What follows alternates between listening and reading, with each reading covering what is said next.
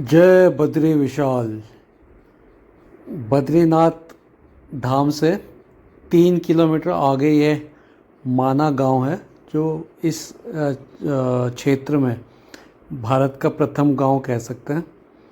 और माना गांव में ये स्वर्गरोहिणी या सतोपंथ का मार्ग है, जहाँ से कि पांडव स्वर्ग की तरफ उन्होंने यात्रा शुरू करी थी।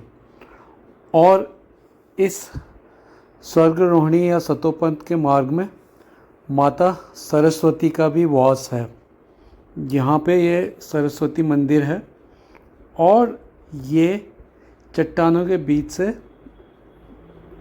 माता सरस्वती बहुत ही तीव्र गति से, बहुत तेज़ी से नीचे की तरफ बहती है।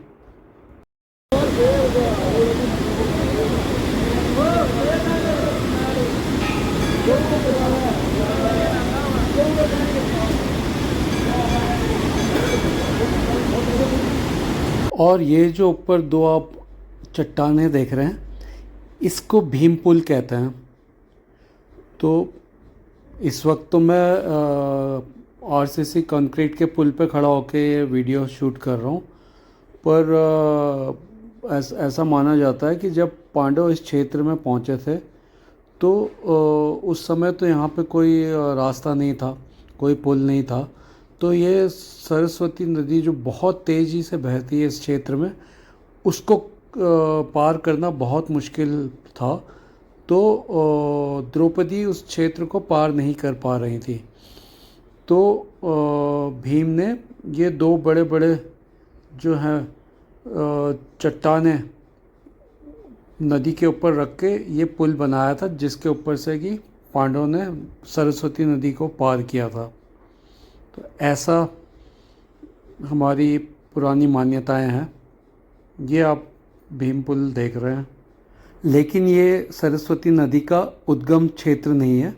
जैसा कि आपको ज्ञात है कि मैं कल ही ऊपर माना पास देवताल में 12 किलोमीटर का रेस दौड़ने गया था। ये जो देवताल वाला एरिया है, अभी तो ये झील साफ दिख नहीं रही क्योंकि बर्फ़ से ढकी हुई है। तो इस क्षेत्र में ऊपर जो ग्लेशियर्स हैं, यहाँ से ये सरस्वती नदी बन के चलती है और पहाड़ों को काटती हुई बहुत ही तीव्र गति से यहाँ पर इस क्षेत्र में, माना वाले क्षेत्र में, ये नदी यहाँ पे आती है और यहाँ से एकदम नीचे गहरी खाई में गिरती है। तो इस क्षेत्र की दूसरी भी एक कथा है। इसी के पास व्यास गुफा है। ये तो सरस्वती मंदिर है, व्यास गुफा मैं बाद में आपको दिखाऊंगा अगले व्लॉग में। तो व्यास गुफा में ऐसा माना जाता है कि ऋषि व्यास ने जो गणेश प्रभु को महाभारत का वर्बली उन्होंने मतलब कहा था, और गणेश जी ने महाभारत लेखन का काम किया था। तो गणेश जी ने ये कहा था कि अगर बीच में मैं रुक गया, कलम रुक गई मेरी, तो फिर मैं आगे नहीं लिखूँगा। तो सरस्वती नदी की बहुत ही तीव्र आवाज़ से गणेश जी को सुनाई नहीं दे रहा था कि ऋषि वेद व्यास जी क्या कह रहे हैं। तो फिर वेद व्यास जी ने सरस्वती माँ से प्रार्थना करी कि अपना वेग धीमा करें और आवाज़ कम करें। पर जब नदी ने अपना वेग धीरे नहीं किया तो ऋषि वेद व्यास ने उन्हें श्राप दिया कि आप पाताल लोक में समा जाएं। तो ऐसी यहाँ की कथा है। तो यहाँ पे बहुत ही नीचे, जो कैमरे में दिख नहीं रहा है, बहुत नीचे की तरफ नदी गिरते हुए नज़र आती है। और ऐसी मान्यता है कि यहाँ नदी अंतर्ध्यान हो जाती है, ज़मीन में खो जाती है। बट ज्योग्राफिकली और आज के क्षेत्र, आज तो ऐसा है नहीं।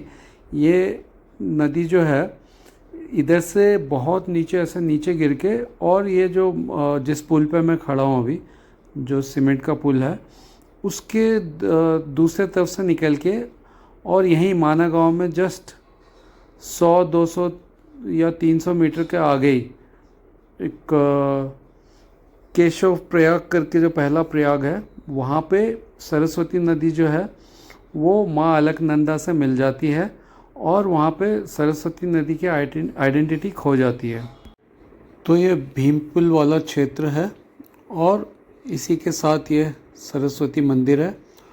और जिस पुल पे मैं खड़ा हूँ उसके दूसरी तरफ ये नीचे से, काफ़ी नीचे से ये सरस्वती नदी निकल रही है और ये आगे 200-300 मीटर आगे बह के और इसी माना गांव में इस जस्ट 200-300 मीटर आगे ये केशव प्रयाग करके जो प्रथम प्रयाग है भारत का, वहाँ पे सरस्वती नदी जो है वो माँ अलकनंदा नदी से मिल जाती है। तो यहाँ पे माँ अलकनंदा और माँ सरस्वती नदी का संगम है। तो यहाँ पे